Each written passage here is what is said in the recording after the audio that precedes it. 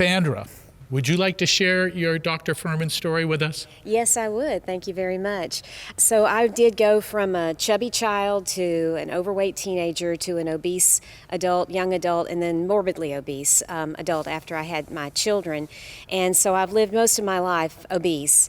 And I had all kinds of problems that went with that. And, I had the high blood pressure, high cholesterol. I was uncomfortable. And there was one story, I know we're talking about our medical things here, but even just physically, at night my neck was so big that I would lay in bed and like a turtle I would just sit there like just stop, because my skin was touching skin and it was just uncomfortable, and it was just one of those things that led to kind of an emotional, sad. I couldn't even sleep at night comfortably because of the excess skin. I just lay there like, just let me sleep, but I couldn't with my skin touching my skin.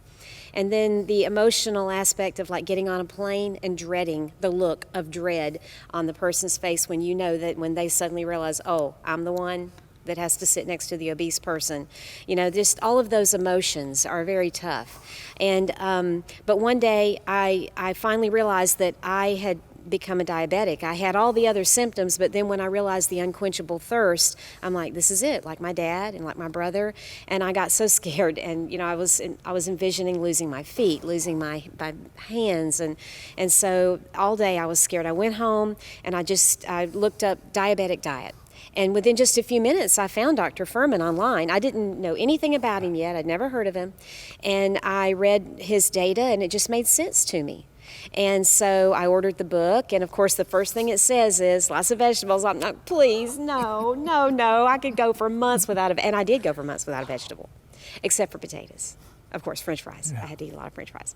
But I started his plan, and I decided I was going to trust him, and I was going to make the change from the inside out and not the same way I had done for many times, which was lose weight on a fad diet, go off the diet, put it back on, put more back on, and start again and never get my mojo back to go on again. And I thought this time is going to be different. I'm going to make the change permanent lifestyle, and that's what I did. But the thing is that I made it fun, by trying new foods, having fun with them, and even when I would screw up a recipe, it'd be a fun experience to laugh about later. That terrible scalded soup that I ate every bowl out of the pot, and new cooking methods and new foods, grains. I've had fun with grains, and so it's just made it, enjoyable, and I can sustain it. It's a sustainable lifestyle. So that's just one thing I want to point out I feel is very important, is to keep it fun and exciting and sustainable like that. But the coolest thing is that I love foods now that love me back. I'm not eating things that are wanting to kill me, things that support me and nourish me. And I think that's very important, in my opinion.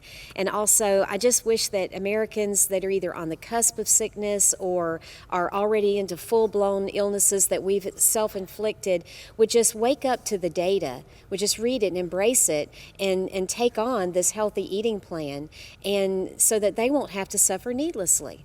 And I just am very appreciative to PBS for trying to get that message out there.